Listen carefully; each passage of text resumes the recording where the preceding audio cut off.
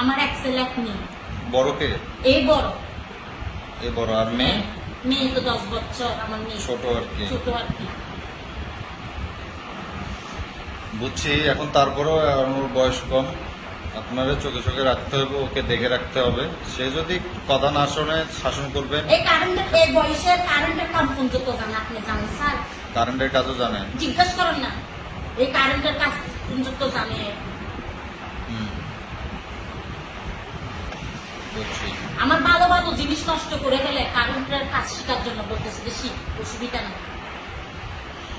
তো তুমি এখন থেকে শোনো, আমি বলি ইয়াসিন, তুমি এখন থেকে ঠিক মতো পড়াশোনা করবা, ঠিক আছে?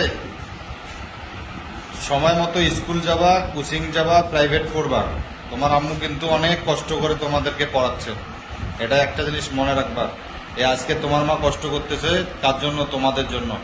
কিন্তু তুমি এই যে তোমার মার কথা না শুনে স্কুল যাও না, কোচিং করো না, তুমি হচ্ছে বাইরের পোলাপানে ছোট ছোট বাচ্চাদের সাথে এই যে ঘুরে বেড়াচ্ছ, তোমার শরীরের কি অবস্থা?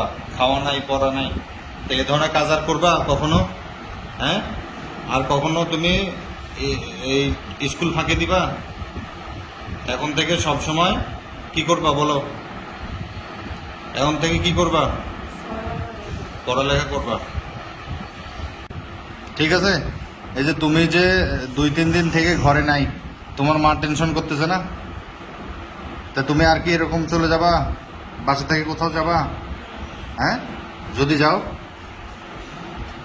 তাহলে কিন্তু কি হবে? আজ যাবা না তো? কথা দিচ্ছ? তোমার মায়ের কথা মতো চলবা? হ্যাঁ? এখন মনে করেন আপনি আপনার ছেলেরে নিয়ে যান, সমস্যা নেই, কিন্তু ভবিষ্যতে এরে করতে হবে, শাসনে রাখবেন, কিন্তু ওই চোখে চোখে রাখতে হবে আর কি।